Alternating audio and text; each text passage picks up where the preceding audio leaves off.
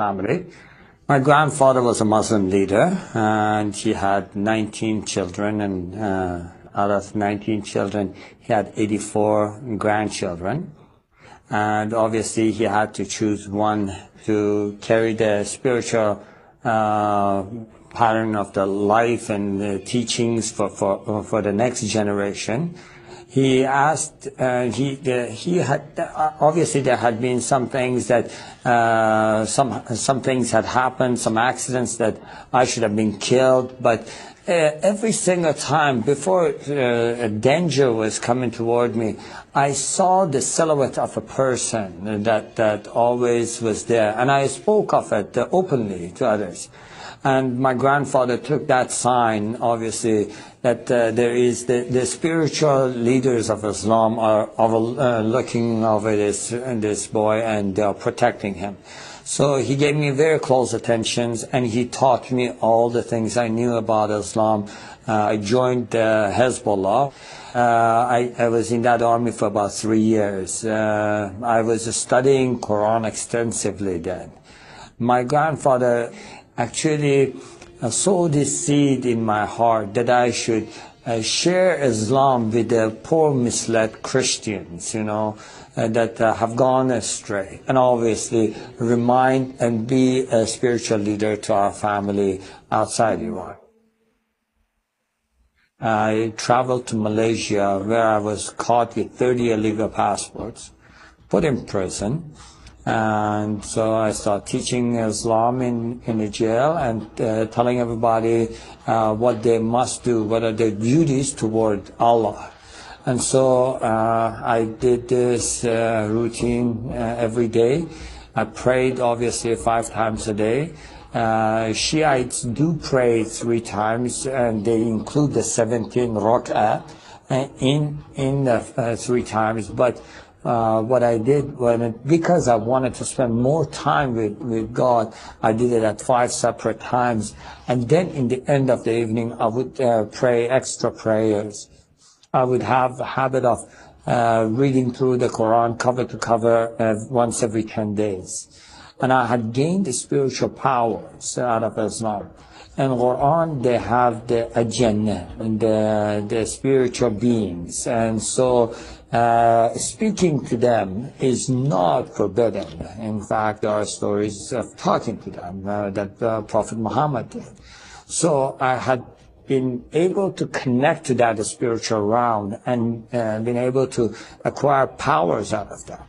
And so I was able to pray for people, especially when people, someone hurt them or someone did something to them. They would come to me and they would ask me to say a prayer, and immediately that person would get sick, have an accident, this kind of things, I was able to close my eyes, tell you what a person is doing in another room.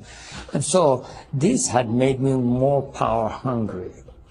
And I wanted to gain more power. So I would spend and meditate more in the Quran.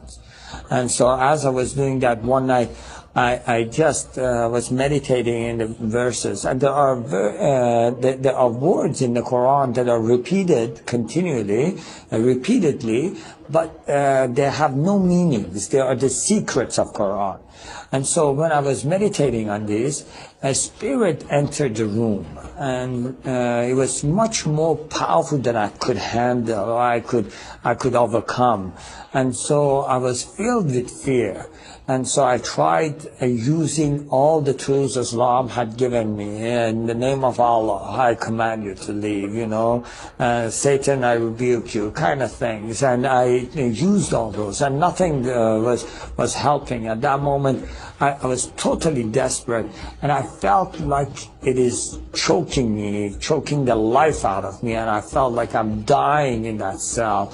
And I just cried out to the heavens, and I said, God, in Farsi, Khuda, help me. And immediately I heard a voice, just as clear as you hear my voice today, saying, bring the name of Jesus.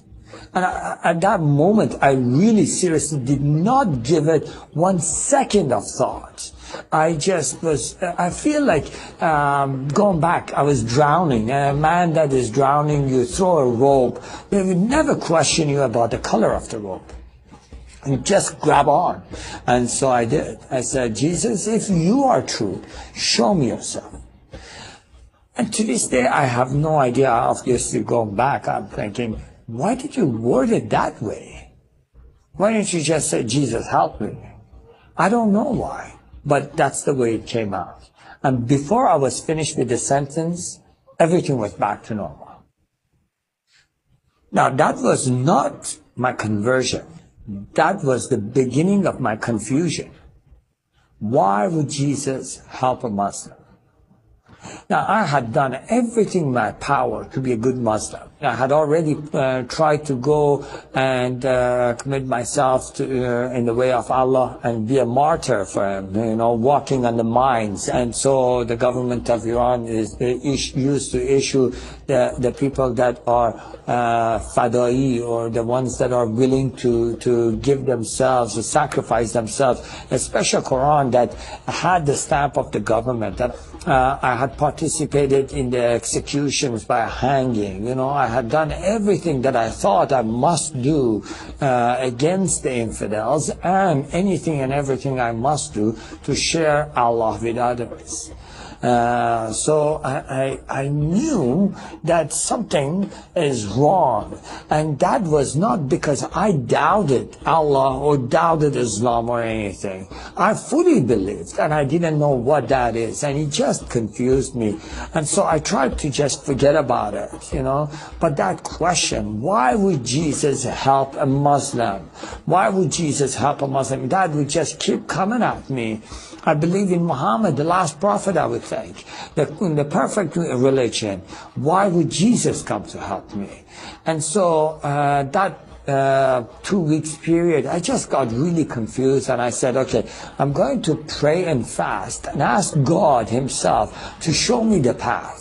Obviously, I thought at that moment, and there are verses and things taught in the Quran that says the ways of Allah are many, and no matter what part and what part of the mountain you climb, you always come to the same mountain top.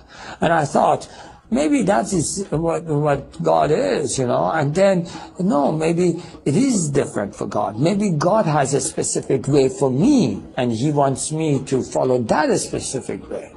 So I thought, I will never find out unless I ask this question. So I did. I prayed and fasted, and from the bottom of my heart, with all my strength, I asked, God, what is it that you want me to do? What way is it that you want me to follow? And so for 2 weeks, I sat in one place and I prayed as many hours as I was awake, and I fasted as many hours as I was awake, and I would just fall asleep literally on that place. I would wake up and I would just pray again and again, asking God, what is the way you want me? After 2 weeks, to no avail, I had no answer. And I really got frustrated. I just thought, forget it, what is this? I have no chance of finding out what He wants. I don't even know if God exists. And I have wasted all my life.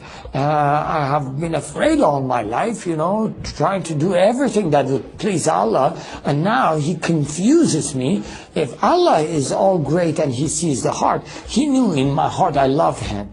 And what matters if I call Him whatever name I call Him? He knows in my heart I love Him. He had another strange encounter in his cell. And then I felt the whole room filled with the holy presence of God. It is as if time stops. You know things about God without Him ever saying anything to you. The first thing I knew about Him was His holiness. I knew He's a holy God. And I knew that He is just. And I knew immediately that simultaneously these things are going through my mind and my heart. And I knew I'm unholy. This is in spite of all the good things I've done in my life. I knew that I have sins in my life, and I knew that He's just and He must judge me, and because of His justice, I deserve death. At that moment, I felt a touch on my left shoulder and a voice that says, I forgive you. And I didn't understand. I did not understand How could that be possible? Because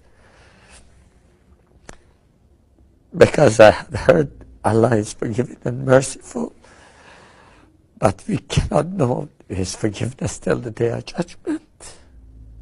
So I said, who are you that forgives me? And I feel forgiven today.